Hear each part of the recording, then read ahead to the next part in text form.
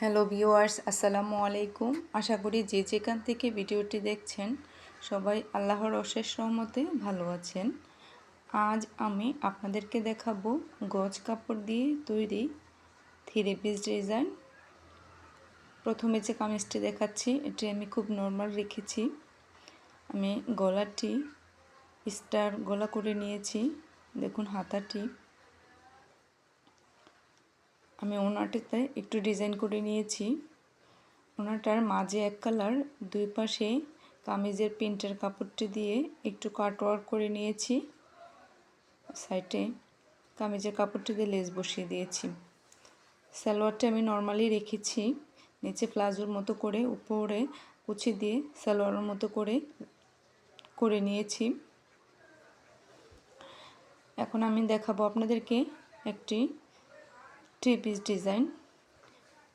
এই 3 পিসটি নিচে দিয়ে এরকম কাটওয়ার্ক করা ছিল না,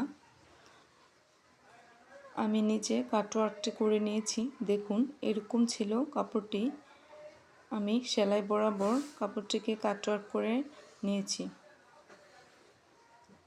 কাটওয়ার্ক করে জামাটা সেলাই করাতে জামাটার লুকটা অনেকটা সুন্দর আসছে। এ হচ্ছে হাতার ডিজাইনগুলো, হাতাটাও আমি কাটওয়ার্ক করে নিয়েছি। গলাটা দেখুন ফুলের কালারের সাথে মিল করে আমি কমলা কালার দিয়ে একটু পাইপিং করে নিচে দিয়ে একটি বুতুম বসিয়ে দিয়েছি। ওড়নাটাও কাটওয়ার্ক করা ছিল না, কাটওয়ার্ক করে নিয়েছি।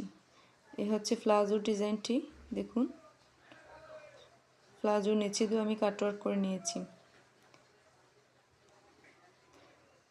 এই কামিজটিতে আমি গলাতে একটু ডিজাইন করে গোল করে দিয়ে ফিতা বসিয়ে দিয়েছি এবং হাতাটি আমি মৌসুমি হাতার মতো করে নিয়েছি। এটার সাথে এই ওড়নাটি নিয়েছি এবং সালোয়ারটিতে একটু ডিজাইন করে নিয়েছি। দেখুন সালোয়ারটিতে কাটওয়ার্ক করে বসিয়ে মাঝে একটি করে বোতাম বসিয়ে দিয়েছি।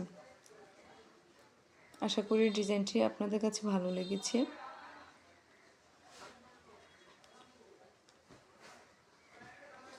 এই 3 পিসটি আমি বেক্সি বয়েলের উপর করেছি, কোনো ডিজাইন করিনি, খুবই নর্মাল রেখেছি।